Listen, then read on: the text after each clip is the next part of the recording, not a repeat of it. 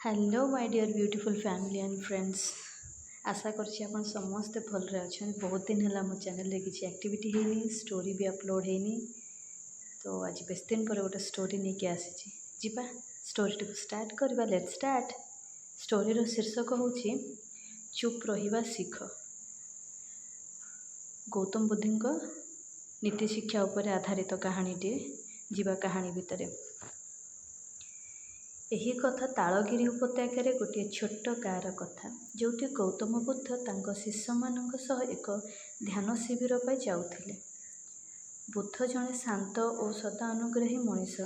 ସେ ତାଙ୍କ ଶିଷ୍ୟମାନଙ୍କୁ ଶିଖାଉଥିଲେ, ମନ ଶାନ୍ତ ରଖି ଅନ୍ୟର ବ୍ୟବହାରର ତୋର ଶାନ୍ତିକୁ ଚୋରି କରିପାରିବ ନାହିଁ ଯଦି ତୁ ତାକୁ ଅନୁମତି ନ ଦେଉ। ତେବେ ଗାଁର ମଧ୍ୟରେ ଜଣେ ଅମ୍ଳଚିତ୍ତ ମଣିଷ ଥିଲେ। ତାଙ୍କର ନାମ ଥିଲା ଦେବଦତ୍ତ। ସେ ବୁଦ୍ଧଙ୍କୁ ଚିରକାଳରୁ ଘୃଣା କରୁଥିଲେ, କାରଣ ବୁଦ୍ଧଙ୍କ ଜ୍ଞାନ ଓ ଲୋକପ୍ରିୟତା ଦେଖି ସେ ଈର୍ଷା କରୁଥିଲେ। ଏକ ଦିନ ବୁଦ୍ଧ ଗୋଟିଏ ଗାଁର ଅନ୍ତର୍ଗତ ଏକ ବୃକ୍ଷ ମୂଳରେ ବସି ଶିଷ୍ୟମାନଙ୍କ ସହ ଧ୍ୟାନରେ ବସିଥିଲେ। ହଠାତ୍ ଦେବଦତ୍ତ ସେଠାକୁ ଆସି ଗର୍ଜି ଗର୍ଜି କହିଲା, ବୁଦ୍ଧ, ତୁ ଏଠି ଆସି ଲୋକମାନଙ୍କୁ ଭ୍ରମିତ କରୁଅଛୁ। ତୁମେ ଆତ୍ମା ବିଷୟରେ କହୁଛ, ଶାନ୍ତି ଦେଉଛ, କିନ୍ତୁ ଏହା ସବୁ ବେକାର କଥା। ତୁ ଏଠୁ ପଳେଇ ଯା। ସେ ତାକୁ ବେସୁମାର ଗାଳି ଦେଲା, ବେଆଇନ କଥା କହିଲା। ଶିଷ୍ୟମାନେ ବ୍ୟାକୁଳ ହେଲେ। କିଛି ଶିଷ୍ୟ କହିଲେ, ଭଗବାନ, ଆମେ ଏହି ଶିଷ୍ୟଙ୍କୁ ଶିକ୍ଷା ଦେବା ଦରକାର। ଏହିପରି ଆପଣ କିପରି ସହିବେ? କିନ୍ତୁ ବୁଦ୍ଧ ଅତି ଶାନ୍ତ ସ୍ୱରୂପ ରହି କହିଲେ,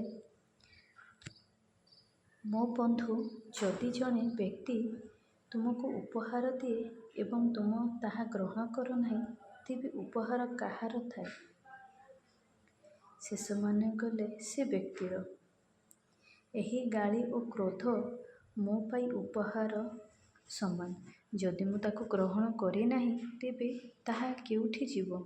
ସେ ତ ତା ଦେବଦତ୍ତଙ୍କ ପାଖରେ ହିଁ ଫେରିଯିବ।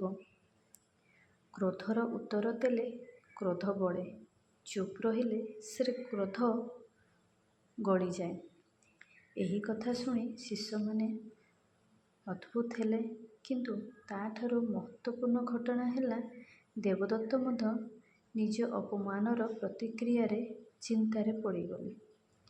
ତାଙ୍କୁ ଏହି ଅନୁଭବ ଦେଖି ଅନ୍ତଃକରଣର ଲାଜ ହେଲା। ସେ ଚିନ୍ତା କଲେ, ମୁଁ ତ ଏତେ ଖରାପ କଥା କହିଲି, ତାପରେ ମଧ୍ୟ ବୁଦ୍ଧ ମୋତେ ଏକ ଶିକ୍ଷା ଦେଲେ। ତାର ମନ ମୋତେ ଦେଖାଇ ଦେଲେ, ମୋ ଅନ୍ତର ଦେଖାଇ ଦେଲେ। ଦେବଦତ୍ତ ଦିନେ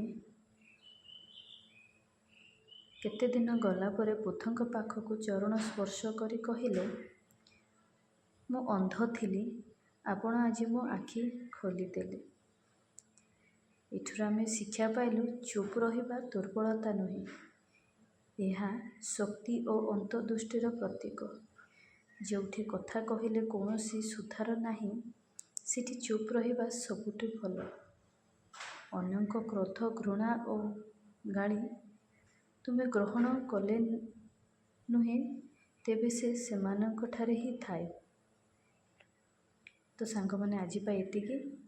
କାଲି ଆଉ ଥରେ ଗୋଟେ ନୂଆ ଷ୍ଟୋରି ସହିତ ଆସିବି। ଏମିତି ହିଁ ମୋ ଚ୍ୟାନେଲକୁ ଲାଇକ୍ ଆଣ୍ଡ ସବସ୍କ୍ରାଇବ୍ କରି ରଖନ୍ତୁ। ସେୟାର ମଧ୍ୟ କରିବାକୁ ଭୁଲନ୍ତୁ ନାହିଁ। Thank you.